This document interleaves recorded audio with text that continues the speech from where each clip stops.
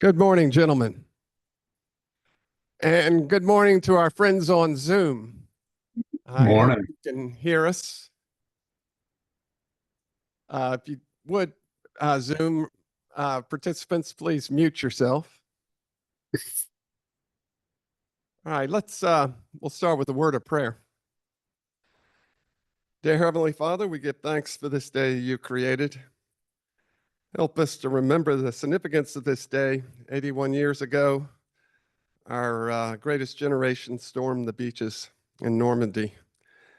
We thank them for their ultimate sacrifice for us. We ask that you be with those people that are in strife around the world. May those various conflicts come to an end. We give thanks for our speaker today, for his civic involvement, and for his academic research into the founding of our state. We ask that you be with our members who can't be with us today due to illness. Amen. All right.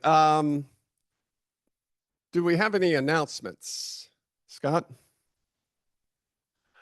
So you may recall a few months ago, Tim White gave a presentation about consciousness. Well, that sparked George Stickles' further curiosity into it all. So George is going to give us a follow-up presentation on consciousness next week. So that should be very interesting. All right. It is the 81st anniversary of D-Day, and I would like to acknowledge all the veterans who are in the room. If you would you please stand if you served in the military?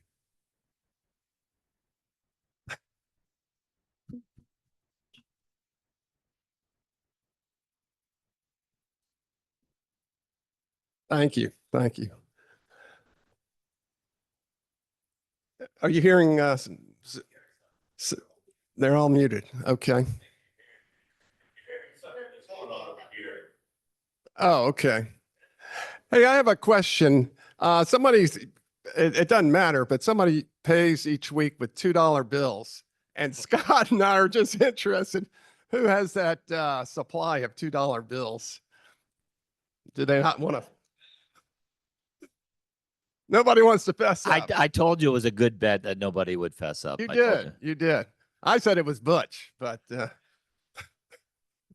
all right. Well, it will remain a mystery. No, they're brand new $2 bills. No, no, just interesting. Okay, I digress. Our speaker today, we are very fortunate to have Michael Thurman with us. I think Michael's name is known pretty broadly in the group. Michael's a lawyer, a politician, and an author. And he's here today to speak about his book, James Oglethorpe, Father of Georgia. And Michael took 2 decades researching this book and published it, and is going to talk to us today. So help me welcome Michael Thurman. Don't forget to turn on the back. Good morning. Thank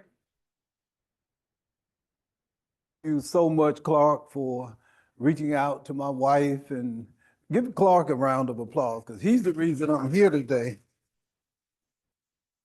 And delighted to be here with this men's group to discuss James Edward Oglethorpe, father of Georgia, which we all know. Anyone who was born, raised, attended school here in Georgia learned, at least in middle school, about James Oglethorpe, who came to Savannah, what is Savannah, in February of 1733 and established Georgia as the 13th and last of the original colonies.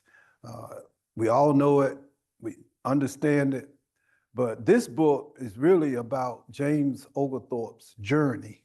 And the subtitle of the book is A Founder's Journey from slave trader to abolitionist. Now, my journey personally with James Oglethorpe obviously began in middle school, but what really prompted the research and writing of this book, I go back to October the 7th, 1996.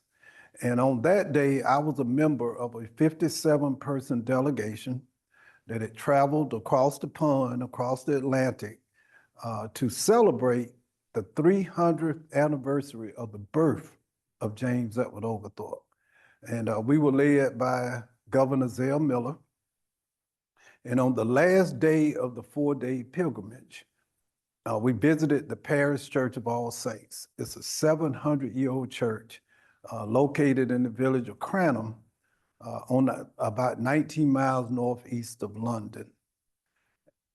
We were there to lay a wreath, brief service, say a prayer, and drink British beer afterwards. Like, if you any, truth be told.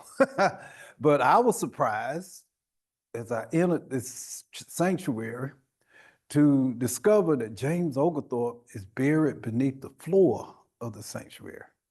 He and his wife, Elizabeth. And erected near his tomb on the north wall was a white marble plaque that had been commissioned by Elizabeth Oglethorpe shortly after Oglethorpe's death. And the plaque listed in detail his accomplishments. Graduate of Oxford University, member of the British Parliament, author, explorer, father of Georgia. But one 8-word sentence captured my imagination. For listed among all of those platitudes was one sentence. And that sentence stated that he was the friend of the oppressed Negro. Oglethorpe died in June 1785. And that sentence riveted my attention. Of all the things I had been taught or knew or learned about James Oglethorpe, I could never call in memory anyone having read or stated that James Oglethorpe was the friend of the oppressed Negro. In 1785, millions of Black people were enslaved on every continent on the planet. The British Empire, as well as most all European nations, had legalized the enslavement of Black people. Black people were not only not subjects or not even a member of the human race, they were considered to be subhuman beasts of burden. So I was shocked to read that anyone could believe that James Oglethorpe was a friend of the oppressed Negro. And the truth is, if I was looking for a friend of the oppressed Negro in 1785 in June, how many people would start looking in a place called Georgia? You just wouldn't do it, right? And then the fact that, so at first, I tell you, I rejected the idea. I said, this is crazy. No way this is true. And then I said, okay, his wife had this memorial plaque erected. So clearly, these are just the musings, the hopefulness of a bereaved widow.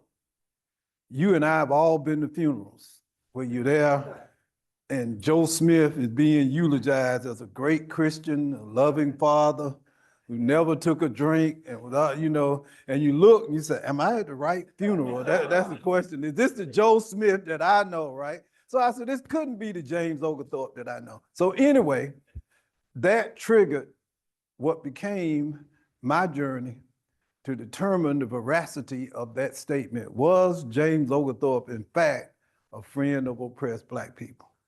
And at the culmination of this journey, 27 years later, took me 27 years to write this book. I write very slowly, but I concluded that not only was he a friend of the oppressed Negro, James Oglethorpe was the first white British colonist in North America to speak out against chattel slavery.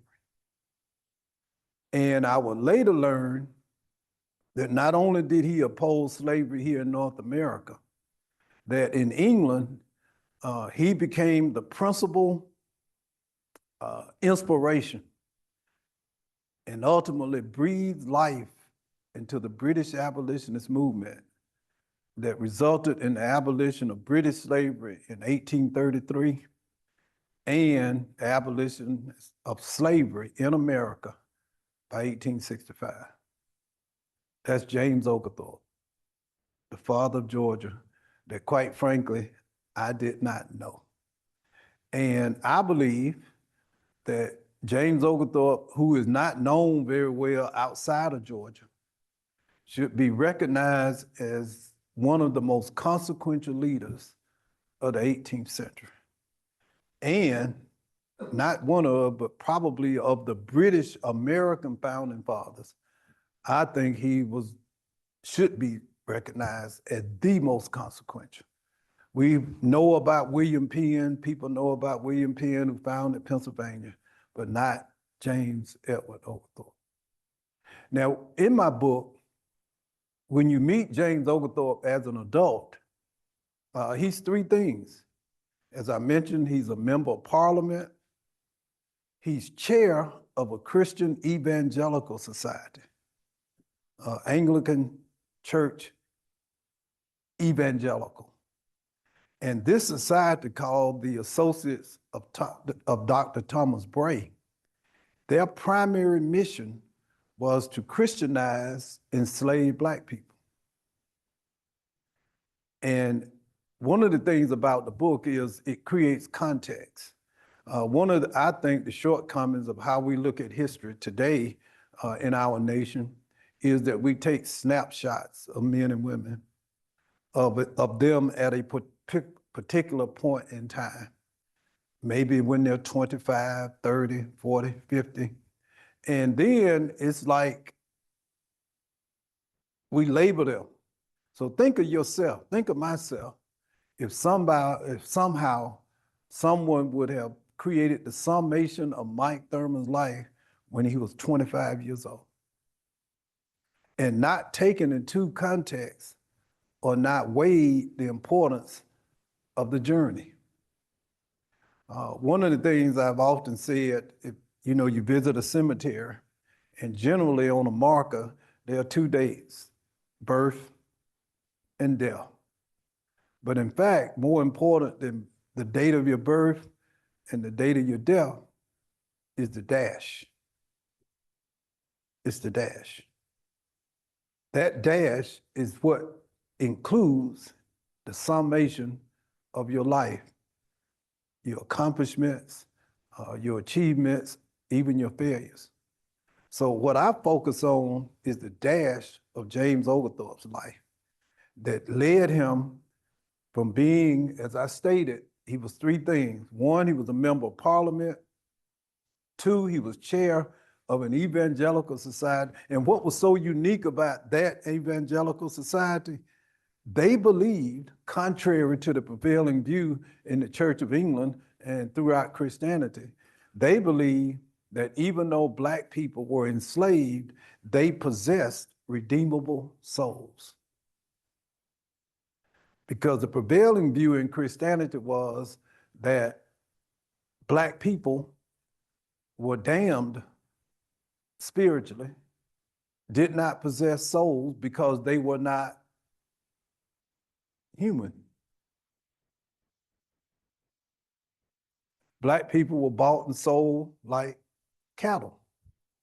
So in order to be consistent in the philosophy, if these people are beasts of burden, then they can't have souls. But James Oglethorpe and his group of evangelicals had a different view. They were, yes, these people were enslaved, but they were enslaved human beings. And if you look at the arc of what became the abolitionist movement, that was a major prerequisite to what was ultimately the abolition of slavery. And the third thing that James Oglethorpe was, he was the deputy governor of the Royal African Company. The Royal African Company was the #1 slave trading enterprise on the planet. It was a British slave trading firm that transported more enslaved Africans from Africa to the Americas than any other company. And slave trading was a huge booming business. It was the Amazon. It was the Meta of the early 18th century. Generated huge amounts of wealth. The enslavement and the sale of Black people in the Americas and ultimately in North America. So here's Oglethorpe, my guy. And one of the things is that I present him as a human being. He wasn't perfect. One of the big, I think, errors we made with our history is that our heroes have been sanitized. You and I growing up remembering being told that who never told a lie? Which was the biggest what? Lie that ever got told, right? So why would, one of the reasons the Patriots were able to defeat what was the preeminent superpower is that George Washington was a master of deception. This ragtag group of guerrilla fighters defeated the greatest, most powerful nation on the face of the earth. Can you imagine George Washington sending General Cornwallis a note saying, just letting you know that we'll be crossing the Delaware tonight about 1 p.m. just so I can be honest with you? No. They crossed the Delaware in what? The dead of night, in the dead of winter, and that was an act of deception, which allowed them to sequester themselves, rebuild the army, and return to fight another day. So James Oglethorpe is the number 2 guy at the Royal African Company. But something happened that changed his mind, changed his outlook, that ultimately led to a major change of himself. And because he was able to change himself, he ultimately changed the course of world history. And what happened was that he received a letter. This letter had been written by this man named Diallo, who was enslaved on a tobacco plantation in the colony of Maryland. Now I'll stop. What's unique about what I just said?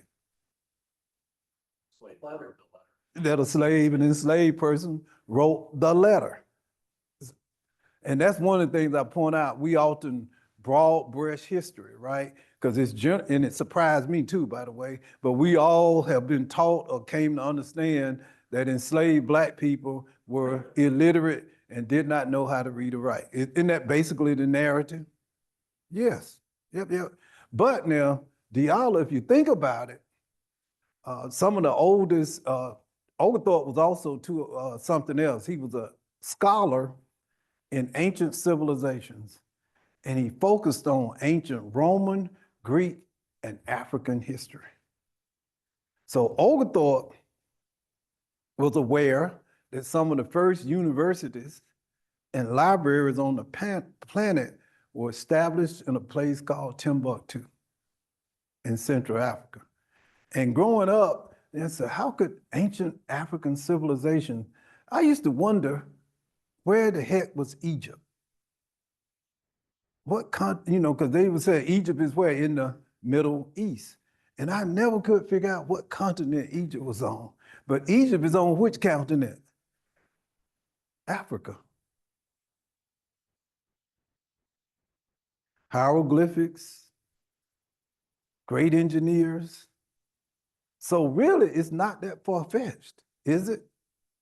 We studied it, but we didn't put it all together. So this man writes a letter.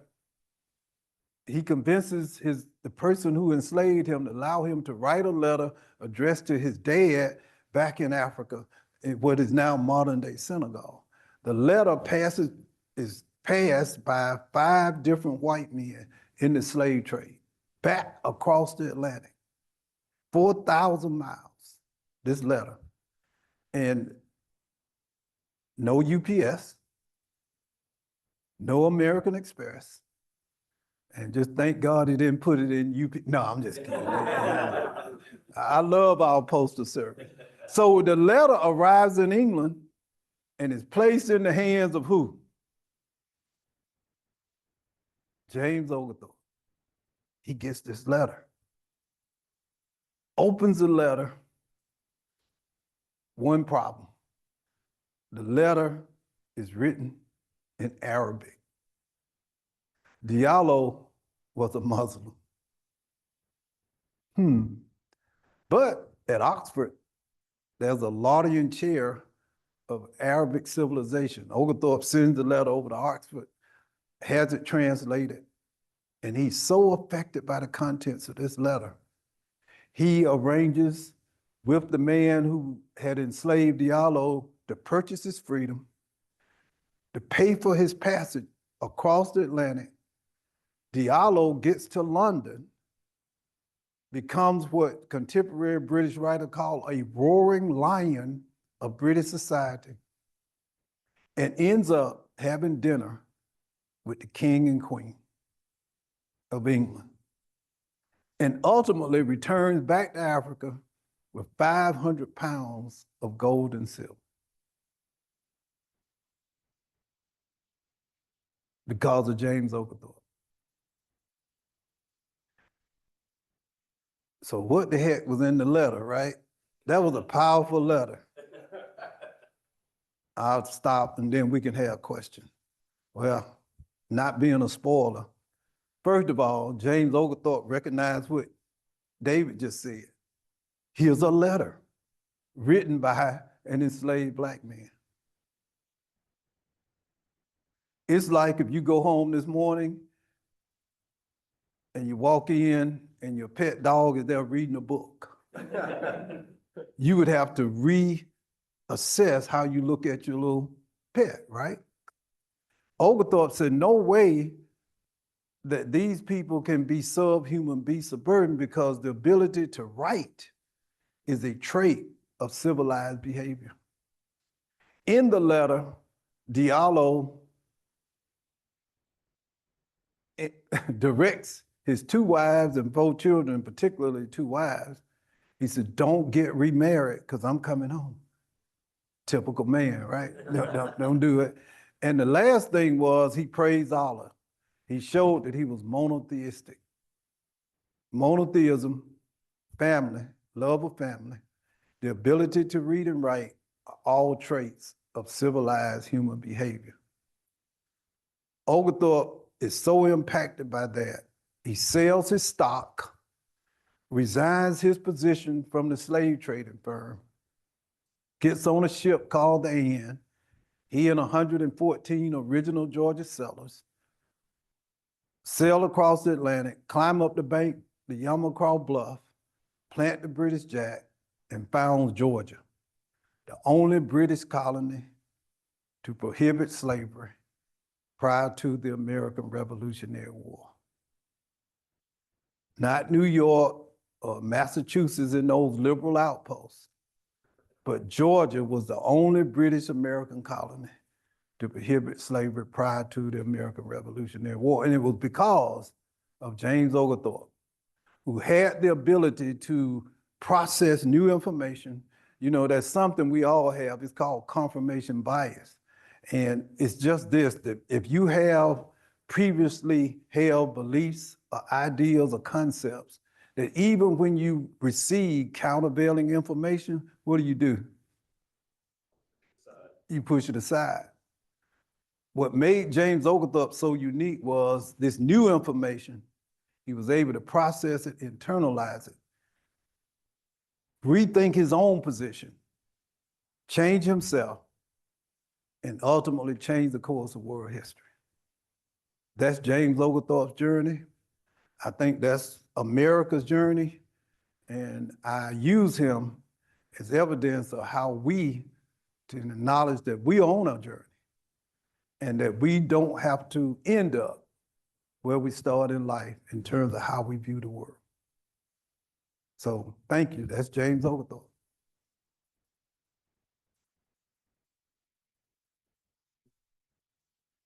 All right, if we got a question, let's wait for the mic. Riveting presentation. Thank you so much. So how did this letter get to Oglethorpe? It was written to his family in Senegal and passed from person to person. So how did it get to Oglethorpe? How did that happen? Well, it was placed in the possession of some agents and employees of the Royal African Company. And Oglethorpe was the number 2 guy. He was the deputy governor of this slave trading firm.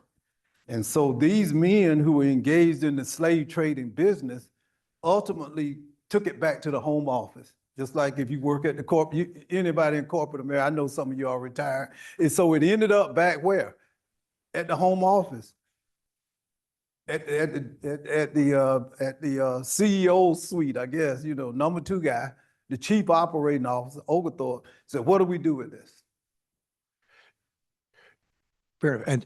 And then just a follow-up question to that about the content of the letter. So Oglethorpe realized this came from a slave, Yes. that this slave was monotheistic, could write, was educated, was a human being. So that was the content of a letter to Oglethorpe, those facts that he realized. That's what changed his thinking. Yes. Is that right? Yes, but see, thank you for that. Thank you. That's great. See, one of the things we talk about abolition, the abolition of slavery, and then there was 100 years of fighting for equal rights that culminated in the modern civil rights movement. What we miss is that the first 200 years was basically a fight to convince or to establish Black people as being members of the human race. You had to prove you were human in order to prove that you shouldn't be enslaved. And then there was a second 100 years to say that if I'm human, then I ought to receive the same rights as any other American citizen. We underestimate the struggle because it was prevailing in Christianity that Black people did not have a soul because you were not human. And one of the things I point out, but Oglethorpe, and they were not popular Christians, evangelists, to be quite honest with you, because this went against the grain of traditional thought, because they clearly stated that even though this man or these people are enslaved, that if you are saved and if you follow the tenets, you will have equal access to the throne of grace as a white person, that your soul will be equal in heaven, even if your body is not equal on earth. They were not very popular with the great majority. And by the way, when Oglethorpe was here, he arranged for a young evangelist and his brother to come. And one of his main supporters in trying to reach out and evangelize Blacks and believing that Black people had souls was a young guy named John Wesley, who came to America primarily to Christianize Native Indians and enslaved Black people. And Wesley spoke very forcefully around this idea that every human being, regardless of their legal status, should be given access to God's grace.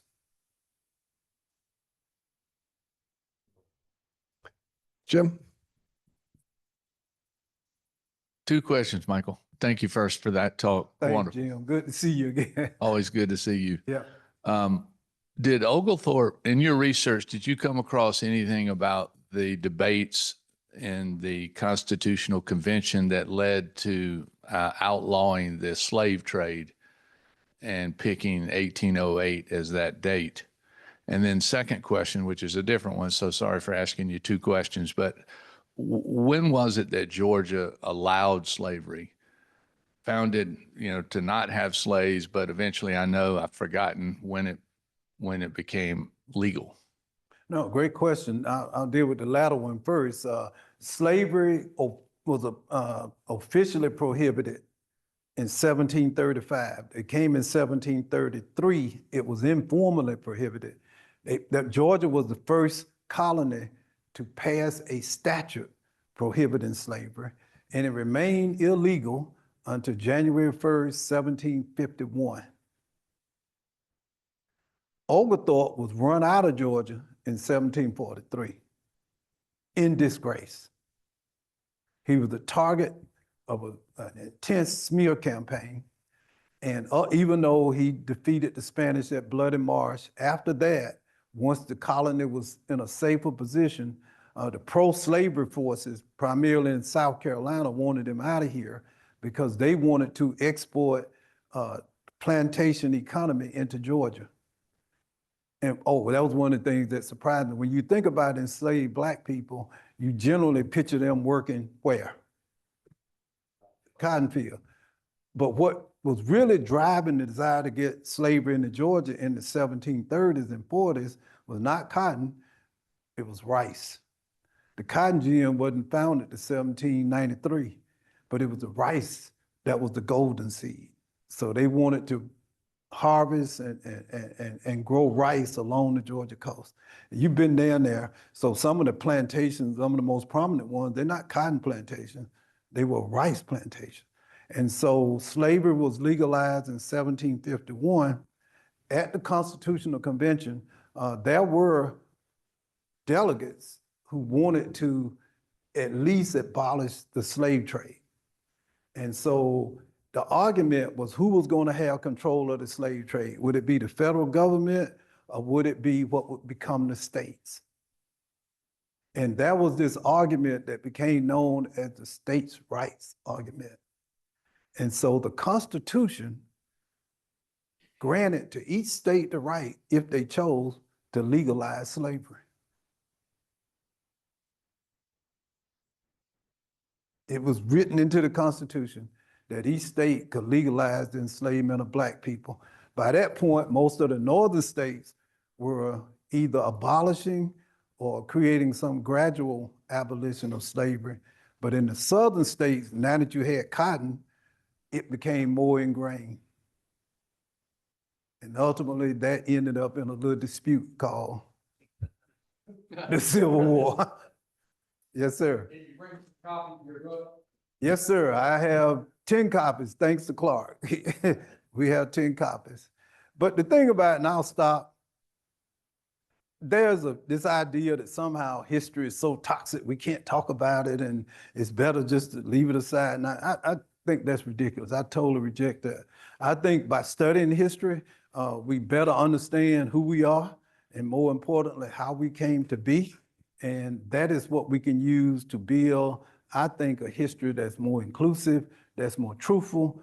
Why shouldn't we study, emulate, and celebrate a man like James Oglethorpe, who was really 100 years before his time? I'll stop. He founded Georgia in 1733, where slavery was illegal. England did not abolish slavery to 1833.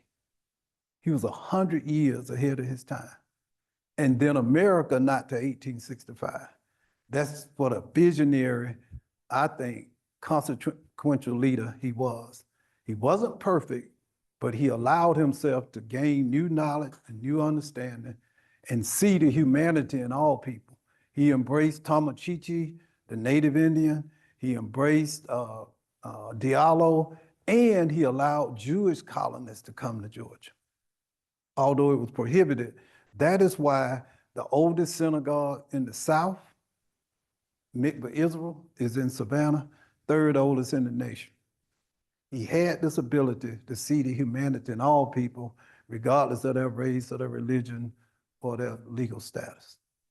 Thank you. Michael, let me just ask one question. It's been a while since I took Georgia history. I don't remember Oglethorpe, all this about him. Do you think his the curriculum's changed in modern schools? Well, well, you know, they say it's easier to change the course of history than it is to change the history course. So, so stay tuned, you know what I mean? But you know, they are, and many of the people, because the UGA Press published my book and it had to be vetted in an extreme way by some of the top professional historians, not in the state. I'm very proud of that. And I am beginning to see a change and an evolution in how we look at James Oglethorpe. If you've been to Savannah, you've been around, you know, Oglethorpe University, whatever, you don't see any monuments that celebrate his visionary thinking on the issue of slavery. But hopefully it's coming. Michael, thank you very much.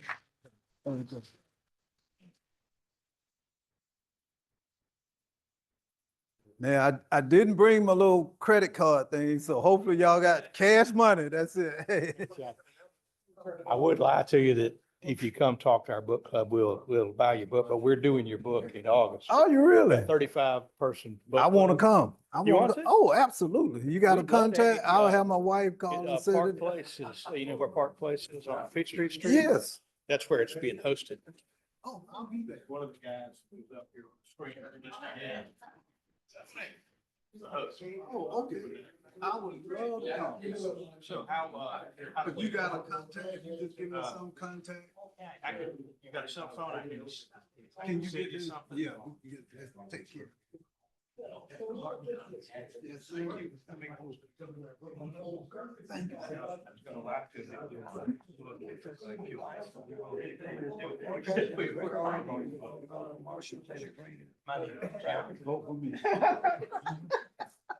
I don't know. It's closed, it's closed. Let me see. No, You need a good opponent. Yeah. You need her to employ him. Yeah, I do.